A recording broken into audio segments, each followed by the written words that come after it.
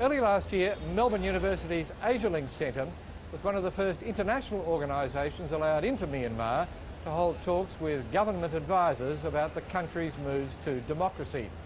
AsiaLink led a delegation of political, academic and media representatives to meet advisors to President Thein Sein. Among them was politician Josh Frydenberg, a member of Australia's opposition Liberal Party. Josh Frydenberg, thank you very much for your time. Nice to be with you, Jim. The pace of change in Myanmar has certainly been frenetic, as you yourself described it 18 months ago, but there are signs, do you think, that it could be all proving a bit much for Myanmar's leaders to handle, given some of the uglier developments recently? Look, I hope not, Jim. I mean, President Thein Sein has been a transformational leader by any standard. He's taken a country from decades of dictatorship, opened up its political system, opened up its economy, welcomed new investment in record numbers.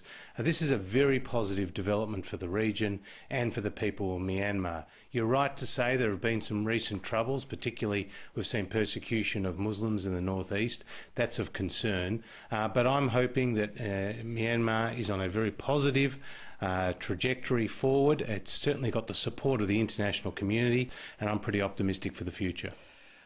I've gone back over the report of an AsiaLink gathering you attended at the beginning of last year in Yangon, just as the authorities were starting to loosen the shackles. As far as I can see, that report is silent on the potential for religious conflict, and yet that is proving to be a significant problem. Why do you think the international community at least was caught out on that?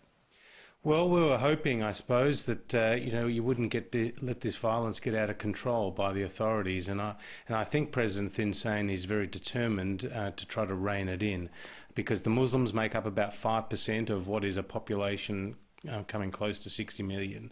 And so, therefore, we do not want to see in the international community the sort of persecution that we're hearing about, the riots, the burning of orphanages and shops, and obviously the killing of innocent civilians. Do you get the sense possibly that it's also a function, an unfortunate function of the opening up process itself, that democratisation can make it harder for the military to keep a lid on religious tension, albeit in the way they did in the past, which was fairly repressive?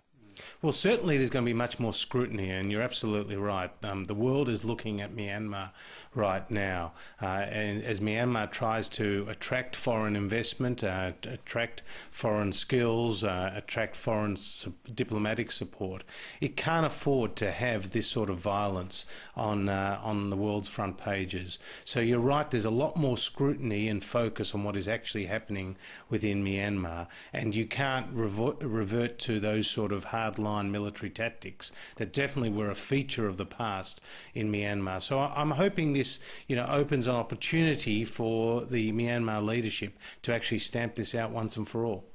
We'll get on to some other topics in a moment, but I can't let this moment pass without noting the concern that's been expressed internationally, but also within Myanmar, not least by Aung San Suu Kyi, about the two-child policy that the local Rakhine state government has reimposed on Rohingyas in some centres there.